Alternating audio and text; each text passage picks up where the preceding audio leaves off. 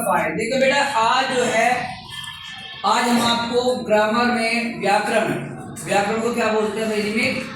Grammar. आज हमारा जो टॉपिक है वो है बेटा पर्यायवाची शब्द। देखिए इस शब्द का क्या अर्थ होता है। पर्यायवाची को बोलते हैं समानार्थी शब्द, अर्थात जिन शब्दों के अर्थ जो है वो समान होते हैं। यानी कि जो बोलने की भाषा में क्या होगी, जैसे आप बोलते हो पानी, जल, मदद करना, सहायता करना, यानी कि जिनके अर्थ समान होते हैं उनको बोलते हैं पर्यायवाची शब्द। तो समान अर्थ प्रकट करने वाले शब्दों को पर्यायवाची या समानार्थक शब्द कहते हैं। जैसे बेटा, हम बेटे को क्या बोल सकते हैं? पुत्र भी कहते हैं, सूत भी कहते हैं। ऐसे ही मित्र को सखा, दोस्त, सहेली। बेटा जिनके नाम देखो, घर हो गया, घर को सदन, आवास भी कहा जाता है। बेटी को पुत्री, सुता। जैसे अध्यापक, जैसे हम आपके अध्यापक हैं, हमको शिक्षक भी कह सकते हो आप, गुरुजी भी कह सकते हो, आचार्य जी भी कह सकते हो। जैसे आपको जन्म देने वाली आपकी माता जी है, आप उनको क्या कह सकते हो? जननी भी कह सकते हो, अम्मा भी कह सकते हो।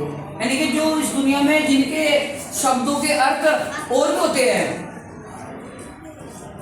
अर्थ और भी हो सकते हैं। जैसे बहुत सारे हैं, जैसे सूर्य है, जो सूर्य में प्रकाश देता है, हम उसको क्या बोलते हैं? सूर्य भी कहते हैं, सूरज भी कहते हैं, रवि भी कहते हैं, भानु भी कहते हैं, और दिनकर भी कहते हैं, दिवाकर भी कहते हैं। जैसे हम पानी होता है, पानी को हम जल बोलते हैं, शीतल भी कहते हैं। तो आज हमने क्या सीखा कि जो समान अर्थ देते हैं, जैसे हम कहते हैं कोई बच्चा गिर जाता है, देखो जाओ बेटा, जैसे मान लीजिए जल्दी जल्दी गिर गई, ये रास्ते में गिर गई, ऐसे गिर गई ऐसे नीचे गिर गई, तो गिर गई तो हमने उठा के बेटा इसकी मदद करो, इसकी मदद करो या इसकी सहायता करो।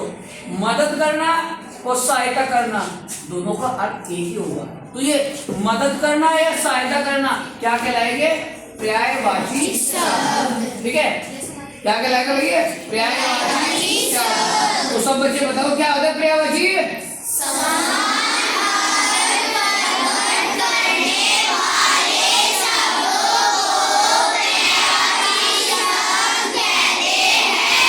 समान अर्थ प्रकट करने वाले शब्दों को पर्यायवाची कहते हैं। जैसे आप क्या बोलते हो?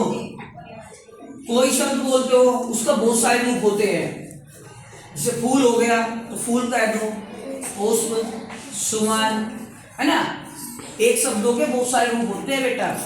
तो शब्दों के दूसरे रूप होना क्या कहलाता है? पर्यायवाची शब्द। तो पर्यायवाची हमें ये जानकारी देता है कि शब्दों का दूसरा रूप भी है, शब्दों का दूसरा रूप भी है। जैसे आपके पिताजी या माताजी आपको बेटी भी कहते हैं कि मेरी बेटी आगे विद्यालय से पढ़ गई, है ना, मेरी लड़की आ गई। बिटिया भी कहते हैं, लड़की भी कहते हैं, है ना। तो इसमें दोनों एक ही तो बात होगी, बिटिया कह लो कि लड़की कह लो कि पुत्री कह लो। अरे बोलते कि आपकी पुत्री कौन सी कक्षा में पढ़ती है, आपकी बेटी कौन सी क्लास में, तो पुत्री या बेटी तो एक अर्थ होगा ना। तो सीखा आपने। तो बताइए बेटे के बताइए पर्यायवाची को कौन सा होते हैं?